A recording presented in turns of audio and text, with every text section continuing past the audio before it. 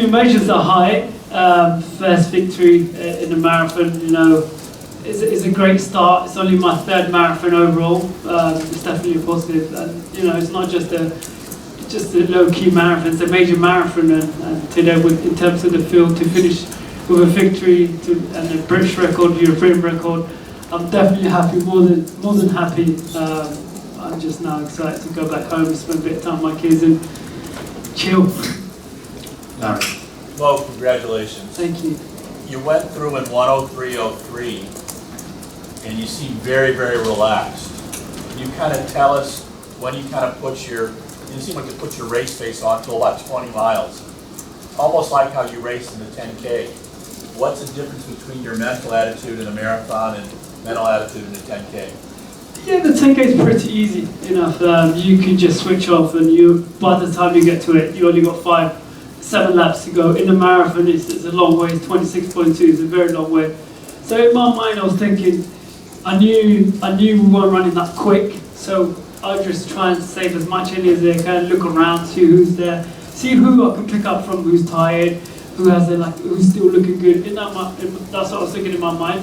And then once I get through get over halfway, get up to 20 miles, between 19 and 20 miles. Once you're there, you're almost home, and if you can hang in there and pick up the drink station, don't miss out on the drink station, that was always my key.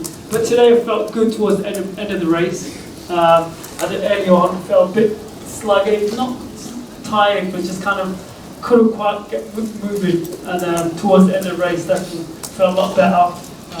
You know, I did feel like I was, tired in London Marathon, where we went through ridiculously fast first half. After the first half, I was definitely tired, and each mile you're getting tired, slower. And today, I felt like I was getting faster towards the end. This result, does it change how you think of yourself as a marathoner and what you can accomplish in this event? Yeah, no, definitely. As now I'm speaking a marathon runner, I know I'm capable of mixing the guys and can run a decent time. Today, it just shows in terms of the depth of the guys who was in the race, and to come away with a win, British record, European record, it's definitely up there. So in terms of myself, I know as well, I could have gone a lot faster today. The times I definitely think I could go a lot faster. So we'll see. And I just now take time off, spend a bit of time with the family, chill, and then come back and see what the next plan is. Mo, could you clear up what happened around about mile 21? Did you nearly trip on a water bottle? So yeah, mile 21, picked up my bottle, and I went to go across, and there was a ditch, and I just put my foot in it. So at that point, I was just, it wasn't too bad, but it was quite painful, and then running about miles, so it started to feel better.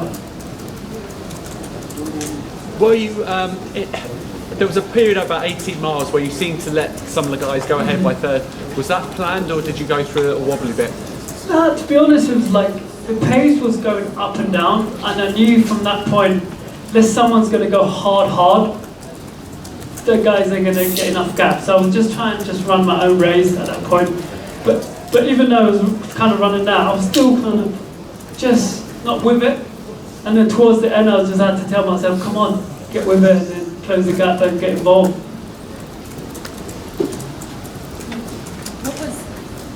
What was the decision to wear Sermo? Because Friday you had just Farah. Yeah, for sure. I had the option to wear Sermo or Farah, so I was like, oh, I'll wear Sermo, why not? At the end of the race, it sort of looked similar to some of your track races, and that you were the one controlling it at the front and not letting anyone pass you. Did your experiences on the track, did that inform how you closed the end of this marathon? Yeah, definitely, no, it does help having that confidence from the track and controlling the race. It helps it, and I think the same in the marathon. When you get comfortable at the marathon, work the guys out, race against them and know who's who, it becomes easier and you can control it. And I definitely felt comfortable today. I felt like, towards the last 3 miles, I was in control. Hi, Mo. You spend a lot of time away from your family while you're training. Can you talk a little bit about how that influences you on race day and sort of what makes your success more Yeah, no, definitely. I do miss my family. As I said, if you want to be the best at what you do, you have to put in the work. There's no secret what I do. I've been doing it for the last 10 years and going away for training camp, and I've been for the last 2 months away from the kids and everyone. So that actually makes me even work harder. Like, I don't want to disappoint anyone. I don't want to go back and have a bad result and think, oh God, I've been away all that time. So in a way, it makes me even work harder and fight even more. And now I'm just kind of really excited to go back, see them, and my son's birthday is on the 12th of October, and spend a bit of time and chill. Well, what did you learn from the London Marathon that you used in this race? No, London Marathon, I learned a lot. I kind of in terms of obviously, I just only haven't done one previously and done that. I learned a lot. It taught me a lot about myself. I'm capable of running a decent time. I'm capable of mixing the guys, and it taught me just to go out evenly and save as much energy as you can do that and see what happens. So having done London, it was a good thing for me to go earlier and learn the hard way and just kind of appreciate these races. Mo, you were saying you think you can go quite a lot faster. I mean, what sort of time realistically is within your reach, would you say? I think definitely low 204, high 203 is possible. I think if you have a decent race and it's smooth. Well, you said before the race, you're still sort of learning about what kind of race suits you in the marathon, and what are your strengths in the marathon. What did you learn from today about your strengths in the marathon and what kind of race suits you? I think definitely what I've learned today is I'm definitely better off going slower and finishing fast towards the end of the race. That definitely suits me a little better. It just depends how much slower I need to go at the first half. Obviously, 63 was a lot slower than what I expected. I was hoping we'd go through 62 a minute slower, and then towards the end I was like in the car I was thinking the clock said 2:06:45. That's all we were on for the first half, and then the second half obviously it picked it up. Can you describe just kind of the on again, off again rain, what that was like, and how it affects you out there mentally or physically? It wasn't too bad, to be honest with you. You're used to it in the UK and having lived in Portland, Oregon for 6 years, you get used to the rain. But it was more of the wind, and I think you can tell when we're running with a crowd and the guys, everybody was kind of just thinking about, they weren't thinking about times of going hard and pushing. They were kind of pushing a little bit, slowing down, pushing. And at that point I think most of the guys, in my opinion, were thinking more of let's finish in a position rather than the time. And how old are your kids? Sorry. My oldest is 13, she's Rihanna, and then I've got twin girls at 6, and then my son is going to be 3 in October 12th. Is the marathon schedule for you now going to be London next year and then the World Champs? It just depends. I think London obviously looks after me and it works well for me, get the home crowd, and I guess if I could do another marathon in that kind of time, April, May, it depends. London I think would be ideal, and then from there we'll decide, but I haven't exactly decided which one I'm going to do. Most probably I guess London works well for me, worked well for me last year, so it's another one where I can actually learn if I do London.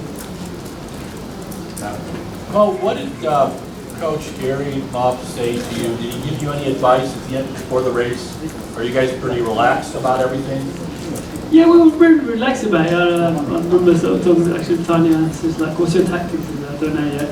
We talked to Gary when I warm up, and then as I warmed up, get all my numbers, and I was talking to him, and he was just like, look, just go out there and see what you can do, and at the same time, just when you make that decision, just make it and don't mess around. But at the same time, we're very relaxed, and I think we're hoping that if I get the paces went through 62, and we were thinking a lot of guys will go with that, and then if I can finish towards the end strong, and that's what I did. Mo, when you took the turn with 4 kilometers to go, heading north into the wind, you had 4 guys with you. 3 of them were champions in the past. Rather than surging, it seemed that you just picked up the pace and pared them down. Was that the strategy? Yeah, no, I was feeling strong at that point. I just wanted to go hard and just get rid of them as quick as we can. without actually, causing too much pain to myself, and died towards the end, and that worked. But it's just the guy who came with me wasn't sure who he was, what kind of time he ran, and I don't even know if he had track background, so I was kind of a little bit wary, so I just made sure I had something left towards the end. Mark, how seriously can you now consider yourself a contender for the overall World Marathon Major Series? Eddie's won the last 3, you've got one under your belt in Series 12. I think it's possible, Elliot obviously is far ahead against everyone else, the time he's run and it is. But I think it's possible if I can, have the confidence from this race, having third in London, and keep learning, as I said, and mixing with the guys. I think it's possible. Well, how do you feel that you stack up? I mean, kind of hard to compare against the show days and go very different races this fall. Yeah. But how do you feel that you stack up against him? Obviously, you sort of No, Elliot is definitely a better athlete in the marathon. He's done more marathons than me. He runs better marathons than me. He's beat me in London, so in credit, he's run 2:01. So I'm definitely a little bit behind in the Elliot, but obviously depends on what happens next couple of years. If he slow down, if he continue to keep going up and running the same times. But I'm not afraid of obviously turning up in the same field as him and race against him and test him out. And I think that's what it's all about. You've got to give yourself a chance and mixing with the guys. Well, the last 2K, you had a bit of a grimace on your face, so obviously you're hurting a bit. Can you compare the pain at the end of a marathon with the pain at the end of a 10K? No, it's two different pain, mate. The track is like you just get lactic, and you get lactic from 200 meters out, and you can hang in that. In the marathon, is like the 2K. You are just getting slowly. Your legs are just like you haven't got that long stride. It's just getting shorter. Your legs are getting heavier, and it's just a matter of mentally being strong and just digging in and getting through it. Okay, we got one last question from Mo Farah. Do you know who hung with you, and will you remember them the next time? I don't even know what time he was running. Did he run a personal best? No, the guy who hung with you, will you remember him in the future? Yeah, for sure. The more I race against him, the more I see him in the style, and I should be able to remember him again. Okay, that's it. Thank you guys. Thank you very much so much, Farah. Congratulations.